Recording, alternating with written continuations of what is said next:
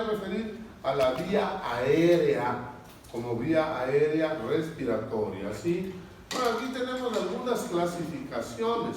Miren, porque el aparato respiratorio tiene porciones torácicas y porciones extratorácicas, así como también tiene porciones pulmonares y porciones extrapulmonares, ¿sí? Entonces, miren, la mayor parte de lo que es el tubo respiratorio, o sea, lo que es la parte, la porción aérea conductora, es mayoría en relación con lo que es parénquima respiratorio. ¿Cuál es el parénquima respiratorio? Los alveolos. Y los alveolos se encuentran directamente intrapulmonares, pero a ellos llegan finos tubitos que contienen aire. Miren, la situación es así. O sea, siempre que tenemos un tubo aéreo, o sea, una parte aérea, al lado de ella ya vamos a tener una parte vascular.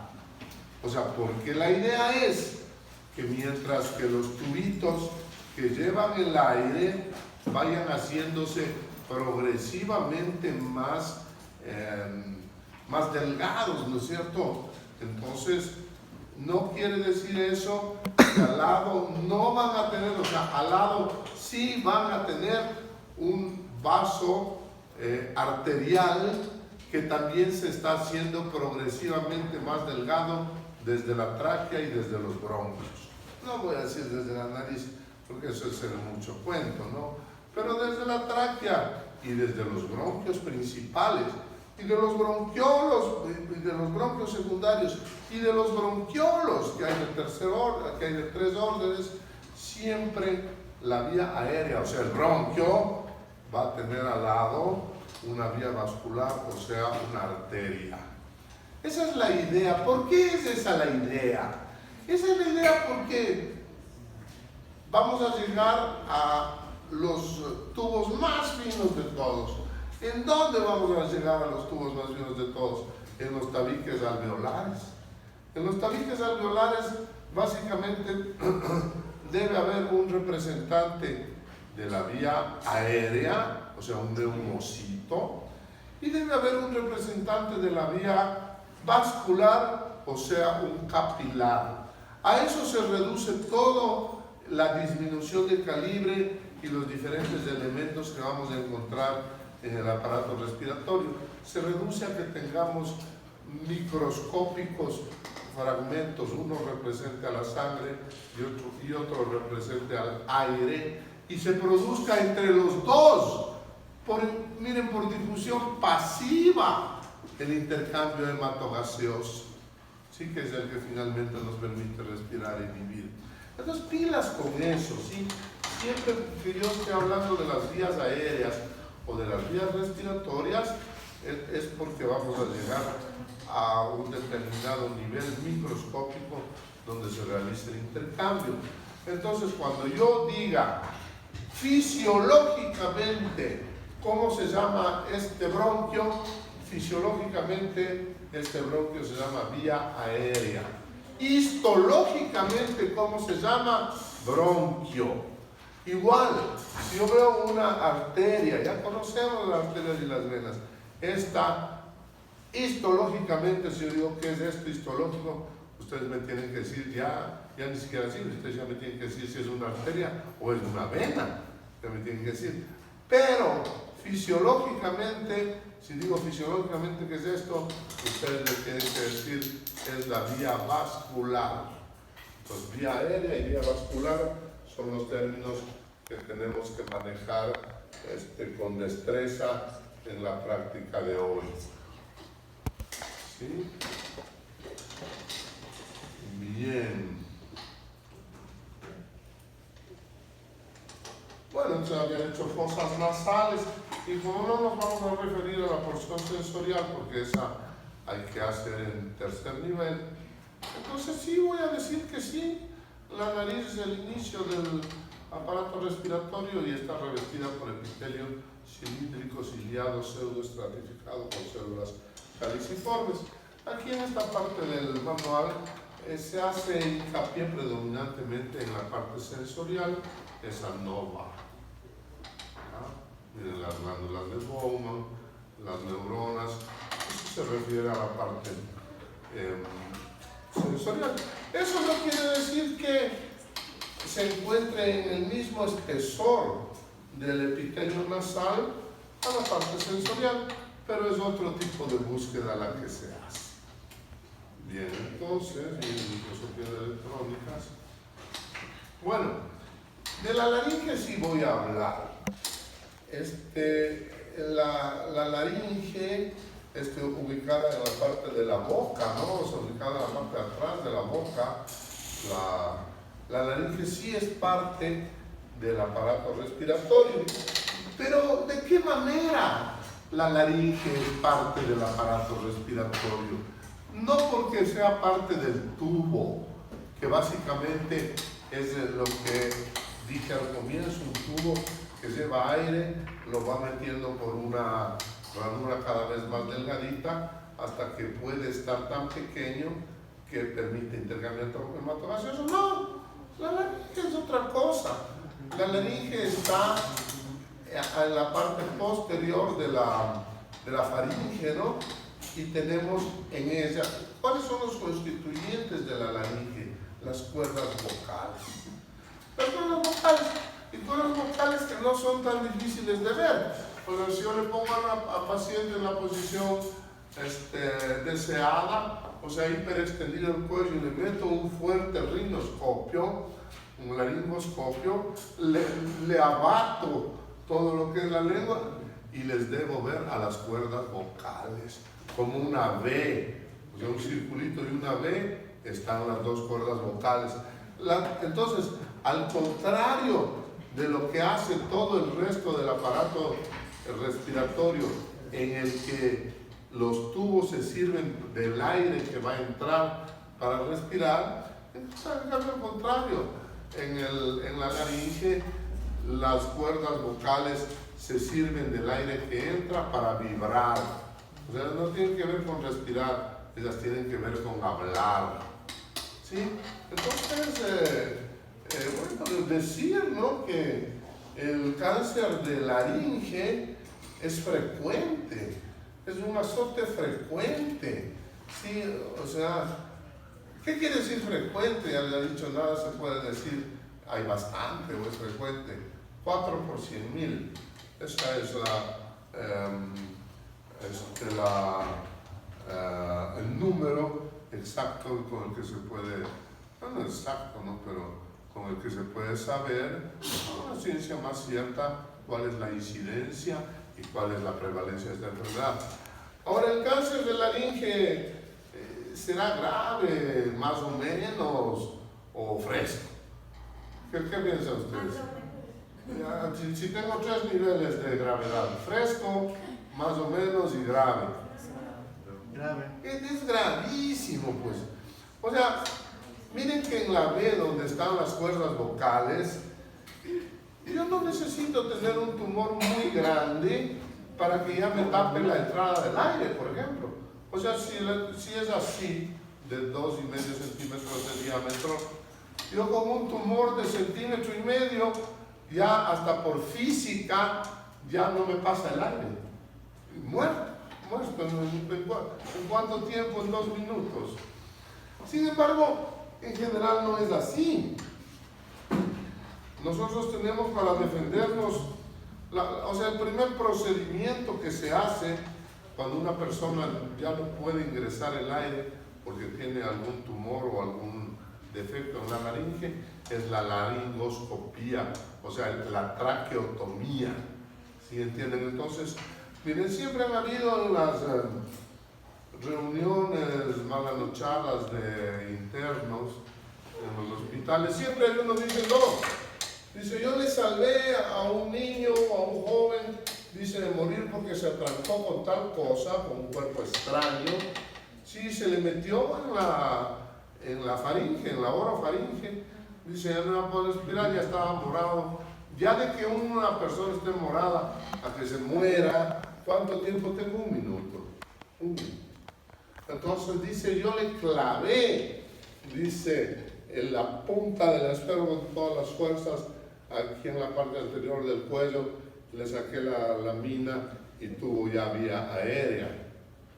Entonces, ¿eso será cierto? Tal vez, porque es como una leyenda entre los médicos. Si tú le clavas y le sacas la lámina con el diámetro del esfero, el paciente ya no se muere. Ya no se muere. Bueno, ahora, ¿por qué decimos que es leyenda? Porque las 4 capas histológicas que posee el aparato respiratorio son mucosa, submucosa, cartilaginosa y adventicia. Les repito, las capas de los tubos respiratorios. Vean que no son las capas del pulmón. Estoy hablando todavía de afuera del pulmón e inclusive de afuera de la cavidad torácica. Entonces, mucosa, submucosa, cartilaginosa y adventicia. Bueno, mucosa ya sabemos que es una mucosa, ya sabemos que la del aparato respiratorio está constituida de epitelio escamoso estratificado, de epitelio cilíndrico, ciliado, pseudoestratificado con células caliciformes. A ver, no me dio. Epitelio cilíndrico, epitelio es cilíndrico, ciliado, pseudoestratificado con células caliciformes. Todos esos adjetivos tienen la mucosa respiratoria. Después de ese viene la submucosa y después viene la cartilaginosa, finalmente la adventicia. ¿Qué es la cartilaginosa? ¿Qué es el cartílago hialino? El cartílago hialino es un elemento muy fuerte. Es tan fuerte que se parece en su dureza al hueso. ¿Ya? O sea, yo a un hueso no le traspaso con la lámina con la punta de un esfero. Al hueso no le traspaso, pues. Pero en el aparato respiratorio sí le traspaso, porque miren cómo es el anillo cartilaginoso de la tráquea. El anillo cartilaginoso de la tráquea es un anillo incompleto, es decir, que en la parte anterior del cuello no poseemos cartílago. Poseemos aquí un cartílago que es la manzana de Adán, pero que ese es el cartílago cricoides. Ya, o sea, si poseyéramos cartílago traqueal, tendríamos aquí una verdadera muralla, ¿entienden? Que haría que nuestro cuello sería un poco deforme, pero sería más resistente. Pues eso sería más resistente.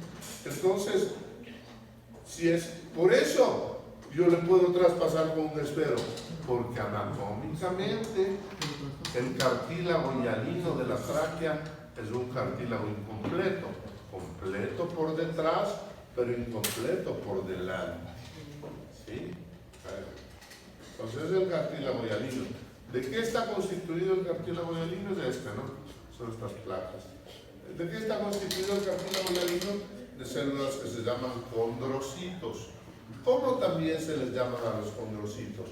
Se les llaman también células lacunares, porque poseen el núcleo y alrededor del núcleo un espacio claro como una laguna.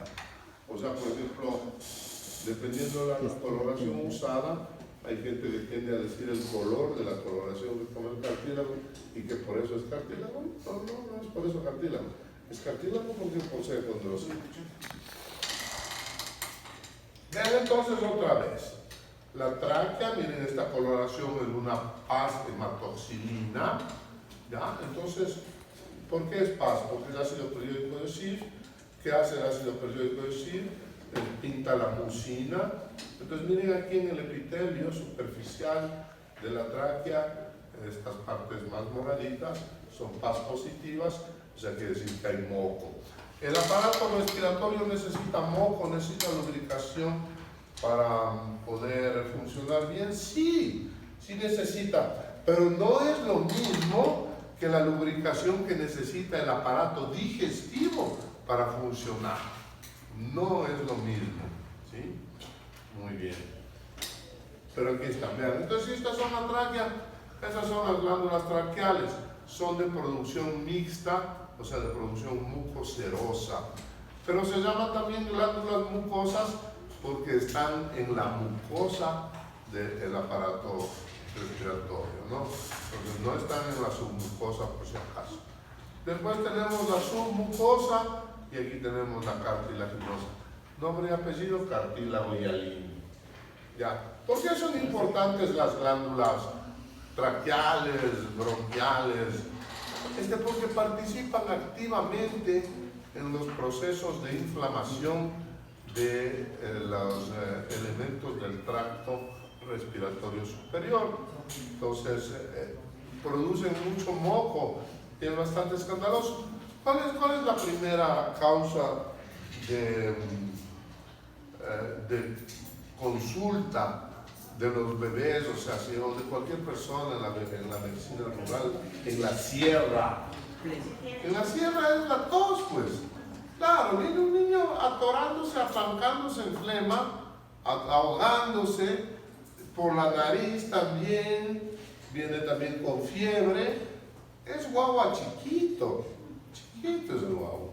A los 2 meses de haber nacido ya está en la consulta médica porque se le han inflamado las glándulas, o sea, se le han inflamado estas, ¿no? Entonces, por eso, siempre que hayan el dibujo, siempre que hagan las fotografías, tienen que incluir obligatoriamente las glándulas traqueobronquiales, porque son importantes. Bien. Eso en cuanto a las enfermedades. Bueno, este ya sabemos que es un epitelio cilíndrico ciliado, son estratificados por zonas caliciformes. ¿Hasta qué nivel del tubo respiratorio tenemos glándulas bronquiales, tenemos glándulas mucoserosas? No va a ser pues hasta los alveolos, ¿no es cierto? Porque si tuviéramos glándulas al los alveolos, estas secretarían su solución y nos ahogaríamos, pero peor, pues, si tenemos moco pues alrededor de los alveolos. No, pues los alveolos tienen que estar limpiecitos.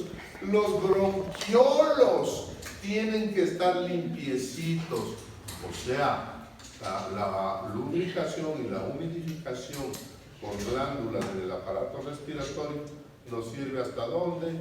Hasta los bronquios. O sea, hasta ahí es normal que hayan glándulas y que reaccionan ferozmente ante los influjos virales o medioambientales, ¿no es cierto? Y secretan con eficiencia bastante moco. El moco se contamina con bacterias, de lo que es amarillito se hace verde, ¿no? Después se cura. Entonces, miren, también hay que tener en cuenta que hay 2 niveles de enfermedad en el tracto respiratorio.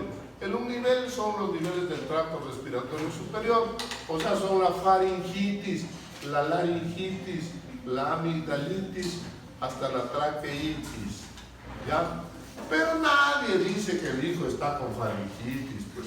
El hijo de ley va con bronquitis, ¿no es cierto? Se le va a la bronquitis, ¿no? Entonces, no, eso no, la bronquitis forma parte ya de las enfermedades de las vías respiratorias inferiores y viene acompañado de comprometimiento de los alveolos y es la bronconeumonía. La bronconeumonía sí mata.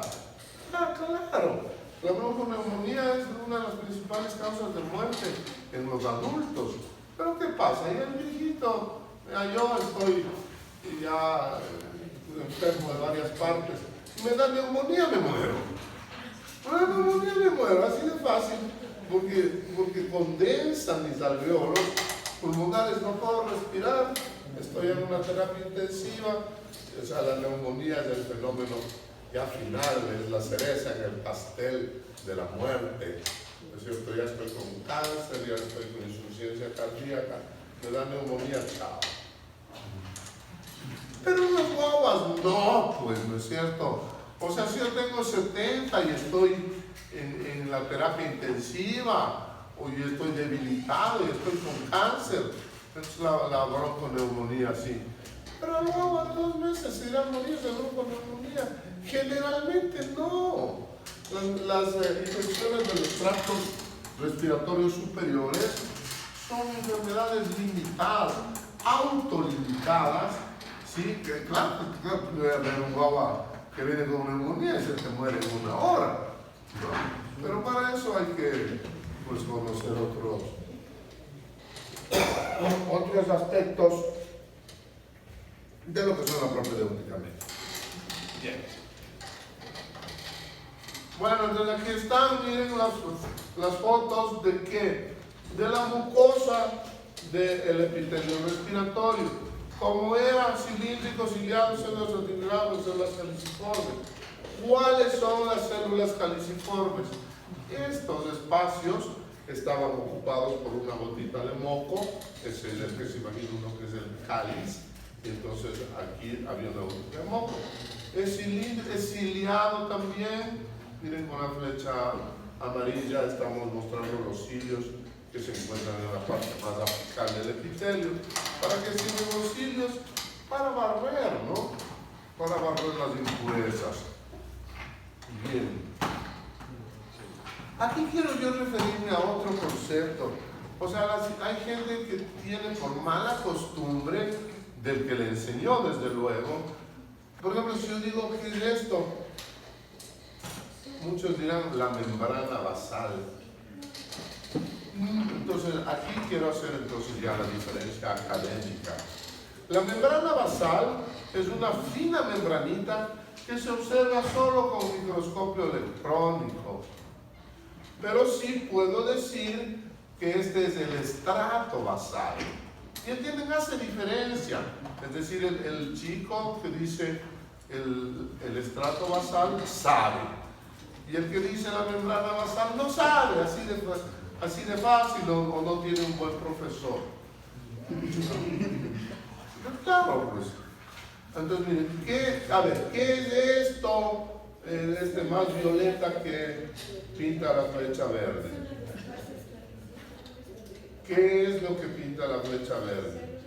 Célula castillo. A ver, la flecha verde está pintando una pintura más púrpura porque es paz positiva, o sea, le ha captado el ácido periódico.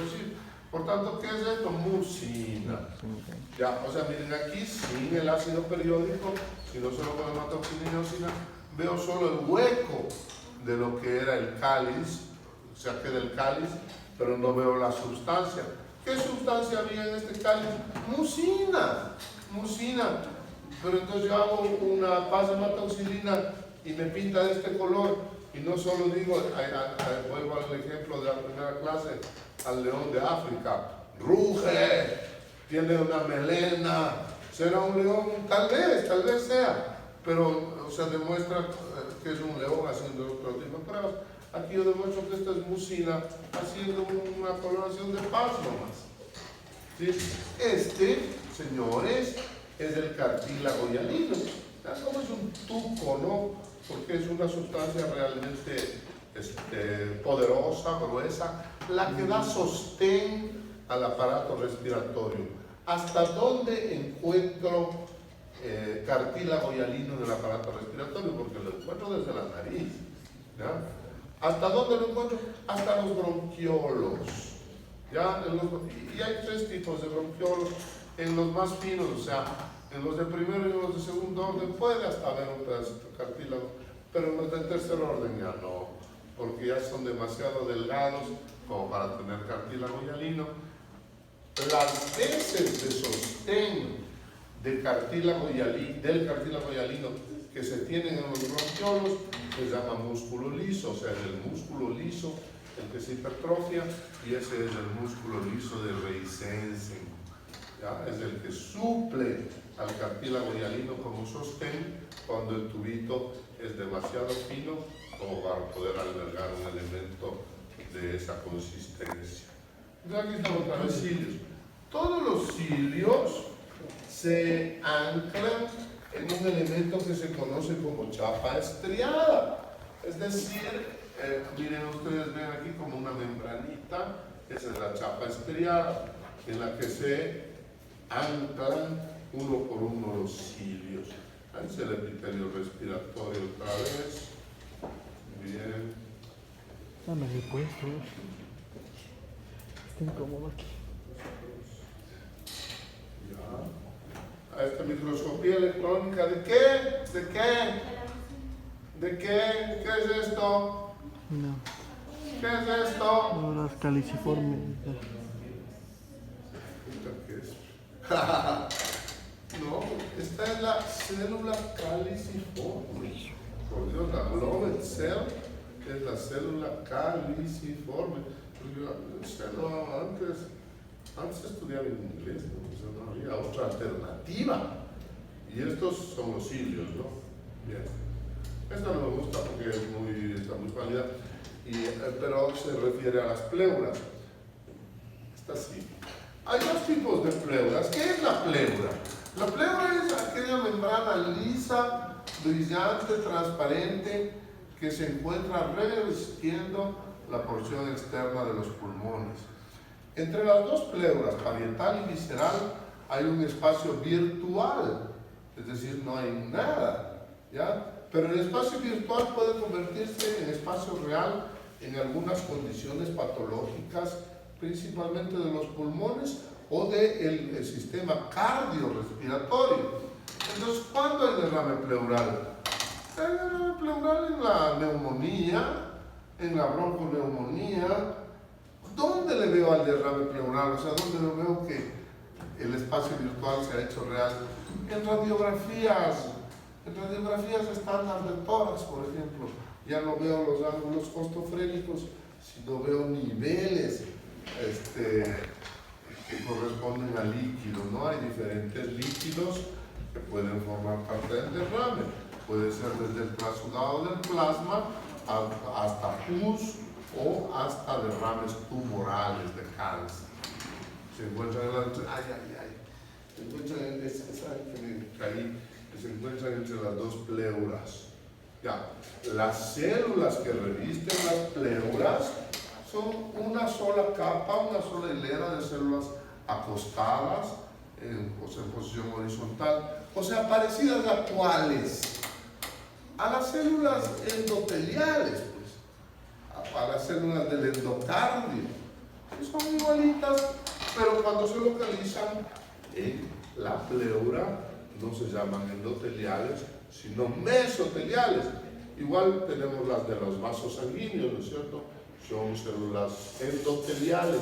Pero si tenemos ya en la pleura, si tenemos en el peritoneo, si tenemos en el corazón, estos espacios virtuales se llaman células mesoteliales.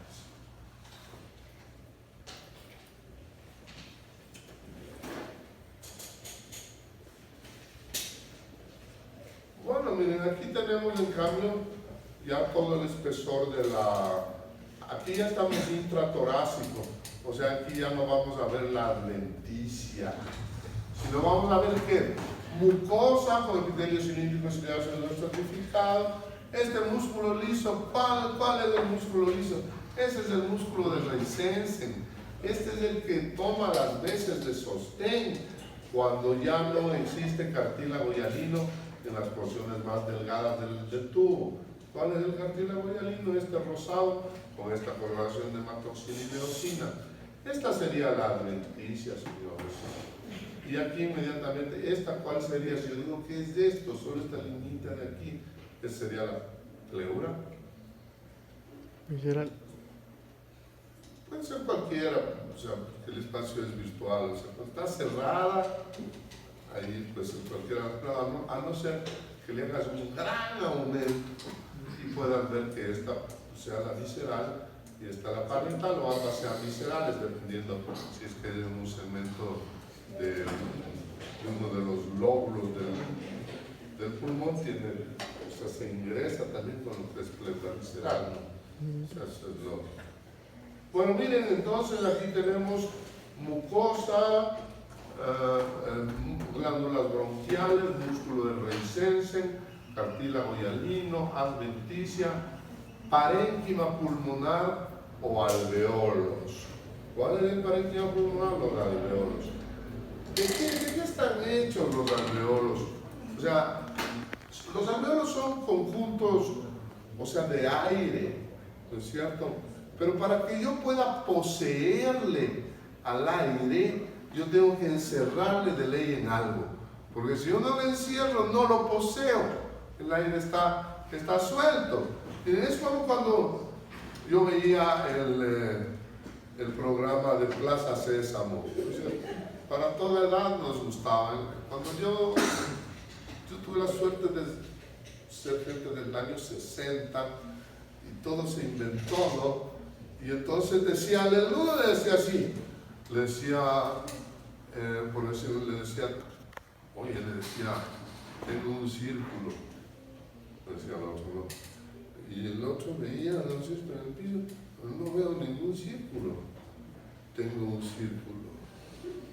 Le decía, tú puedes tener el círculo, pero siempre y cuando lo delimites. Mientras tanto, no lo tienes.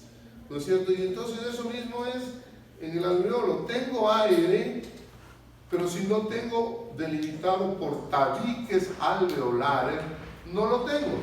¿Qué son los tabiques alveolares? Los tabiques alveolares son microscópicas extensiones en forma como de caña, ¿ya? En la que tengo ¿qué voy a tener ya a nivel del tabique alveolar? Voy a tener un representante de la vía aérea, o sea, los neumocitos. Voy a tener un representante de la vía vascular, o sea, un capilar. Y para de contar, o sea, no hay más. La cuestión es que esos dos estén tan juntos y sean de paredes tan finas que se pueda producir la difusión pasiva por entre los mismos. Ya en el interior del alveolo es notorio que yo debo tener macrófagos alveolares.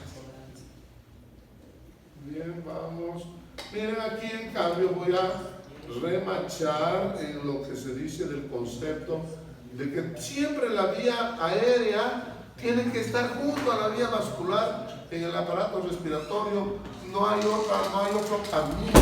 Siempre tienen que ir juntos y adelgazándose hasta llegar al interior del tabique alveolar.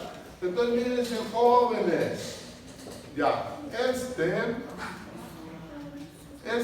es un bronquio. Ya miren cómo tiene festoneado. ¿Por qué también es bronquio? Porque tiene un epitelio. Aquí está el epitelio cilíndrico estudiado pseudoestratificado. Estas son las glándulas bronquiales. Y entonces, finalmente, tenemos estos que son los alveolos, ¿no? Hay veces el mundo piensa, yo les enseño todito, bronquiolos, epitelios, células de Clara, todo, pero me olvido de decir, hay veces que, o sea, yo asumo que todos van a saber cuáles son los alveolos, y resulta que me equivoco, porque yo a veces pido, digo, póngame una foto de un alveolo, y el alumno me dice, no sé cuáles son los alveolos. Entonces, no está de más de que yo diga que los alveolos son el parénquima del pulmón y que son espacios de aire que están rodeados de tabiques alveolares. ¿Qué hay en los tabiques alveolares? Un representante de la vía aérea y un representante de la vía vascular, en diminuto. Ya. Pero aquí lo vemos en grande. A ver, señor, si yo digo histológicamente, ¿qué es esto? Esto es un bronquio, aquí se ve el cartílago, ¿cierto? Si yo digo fisiológicamente, ¿qué es esto? Esto es la vía aérea. Ya, porque puede ser del tamaño que sea, hasta puede ser microscópica, pero esta es la vía aérea. Y si es que estoy hablando de vía aérea, yo tengo la obligación de decir dónde está al lado la vía vascular, porque así funciona.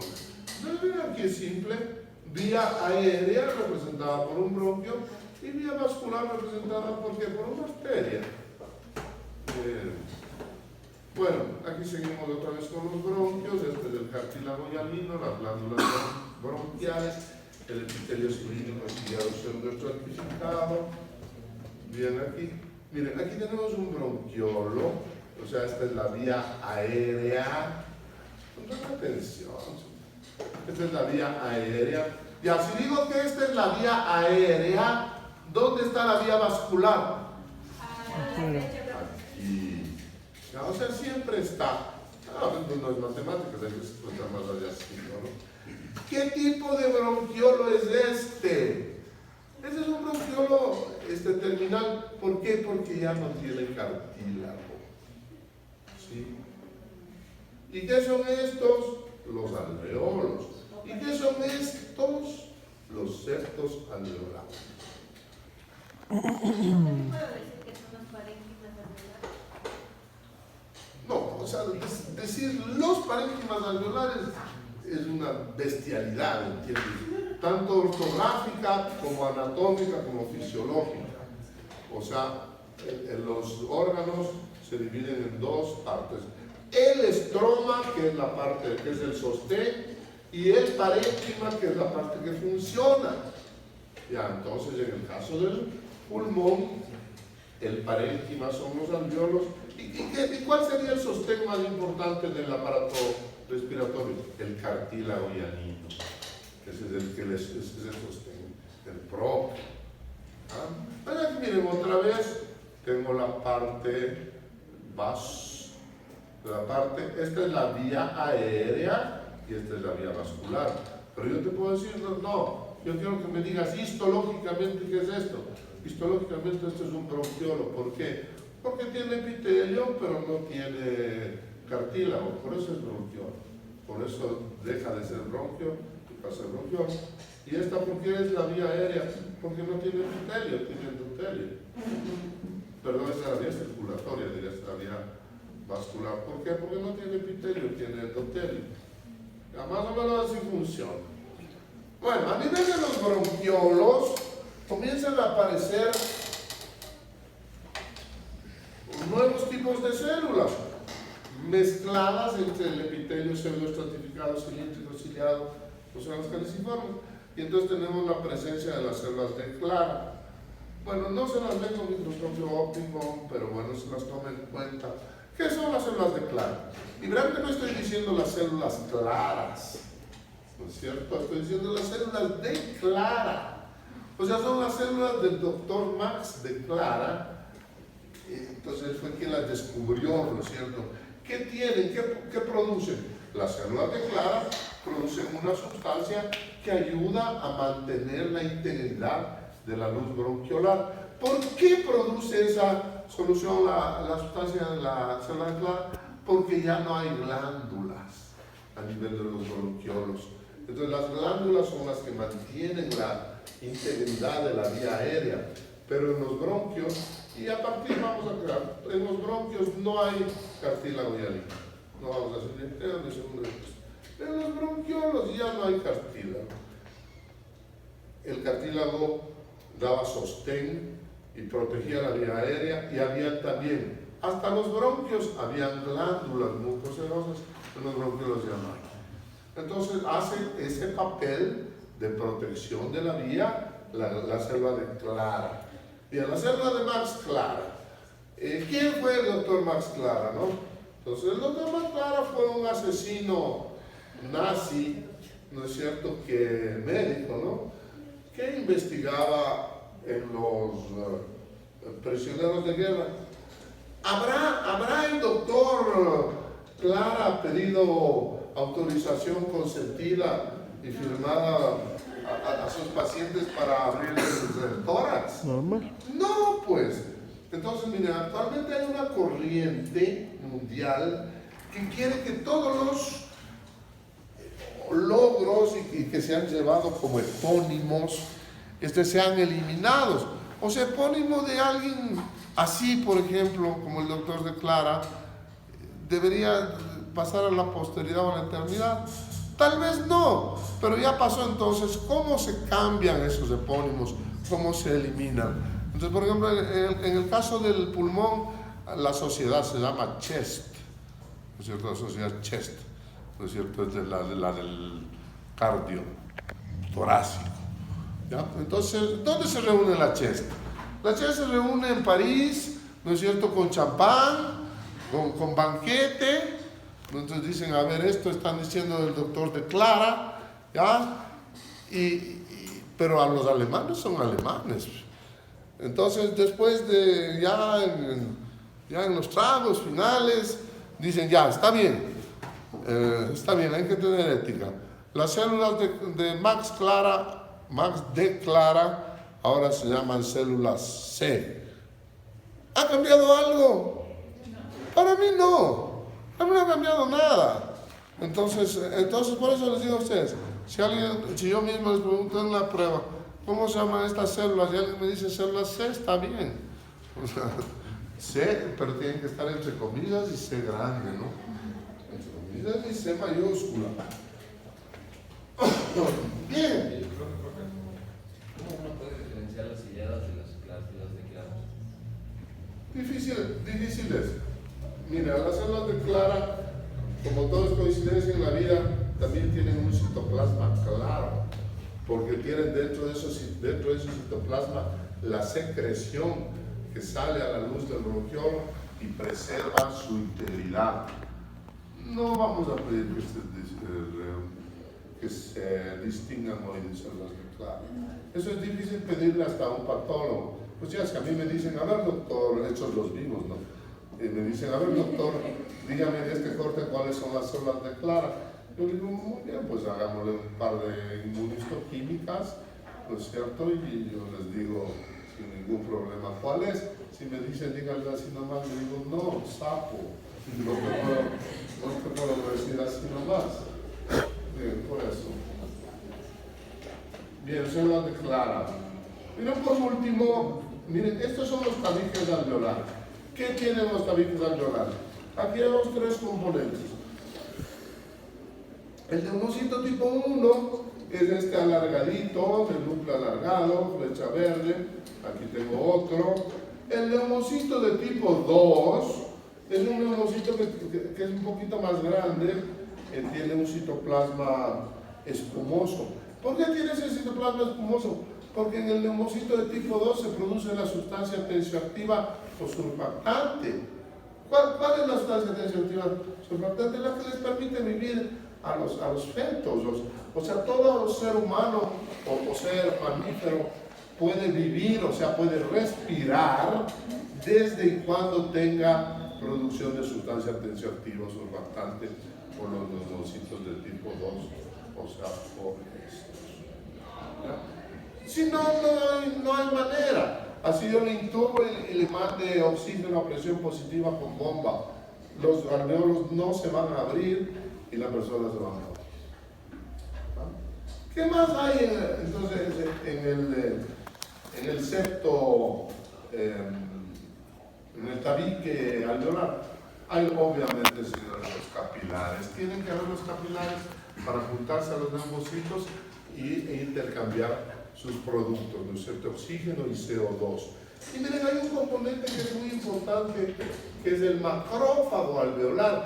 Ese ya está un poco en la luz del alveolo, o puede estar en el intersticio.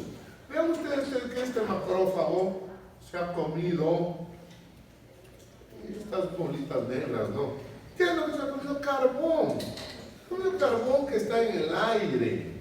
Si en el aire que respiramos, así veamos en el campo, o así vamos ¿cómo se llama? En Pekín, vamos a tener todos macrófagos alveolares. La prueba, miren, la prueba más fácil que se hace para examinar o estudiar el pulmón es la prueba del esputo. ¿Ya? Entonces, ¿qué es el esputo? El esputo es la flema, pues, digamos, hablemos ya en términos del gargajo, ¿ya? Entonces, se hace examen de esputo a cualquiera. ¿Pero a quién se le va a hacer? Pues ya directamente a quien tose, no a quien se le vea que está enfermo. A mí, por ejemplo, me tienen que hacer esputo, ¿ya?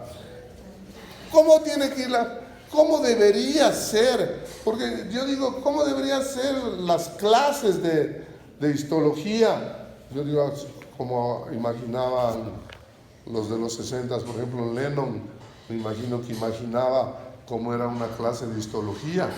Decía, y imaginaba en imagen, ¿no? Y decía, debe ser como da el doctor López, pues dice, tiene que darles datos primero y tiene que darles imágenes. Ahora yo digo, ¿cómo sería para mí que me pidan que haga un examen de esputo. Y yo me imagino que ya me estoy muriendo, ya el cáncer ya me cogió. Y entonces yo desearía que la enfermera me diga, Guillermo, o sea, queremos que tengas una muestra, pero no de saliva, sino de esputo, y que me diga, y yo le digo, ¿qué esputo? Y me diga, es el acto de esputar, y me diga que lo saques de adentro, y que me ayude, y que me ponga boca abajo, y me dé palmadas en la espalda para que me drene la secreción. Eso es una fisioterapia respiratoria, y tú, ¿no? Y entonces diga, y le vea, y me diga, gracias, Guillermo. Eso imagino yo. ¿Ya? Pero ¿qué es lo que pasa en la realidad?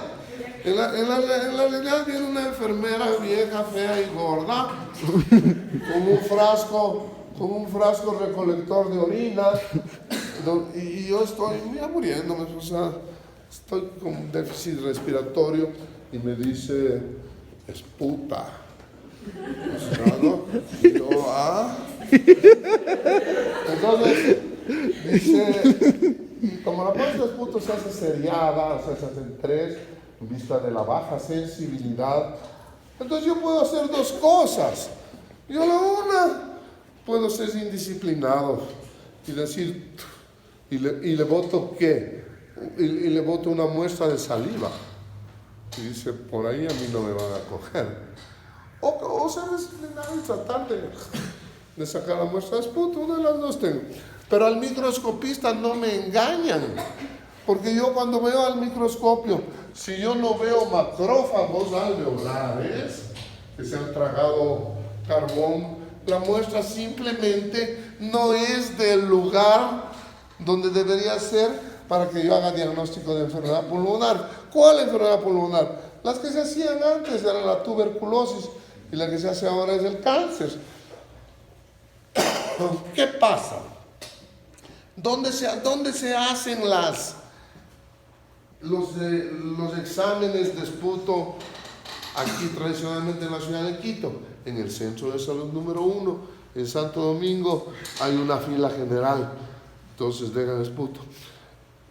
Y tradicionalmente también en el Centro de Salud número 1 se carnetizan las prostitutas. Para poder trabajar tienen que tener carnet, y ese carnet es otorgado en el Centro de Salud número 1. Entonces yo tengo una fila general, y entonces, y para pues evitarme yo tener mucho que averiguar, entonces le hago una sola pregunta. A cualquiera que le toca, yo le pregunto, ¿usted es puta? Entonces ahí me dicen, no, yo vengo por el examen del pulmón. Entonces, eso es el cuento de lo que pasa en nuestro imaginario país.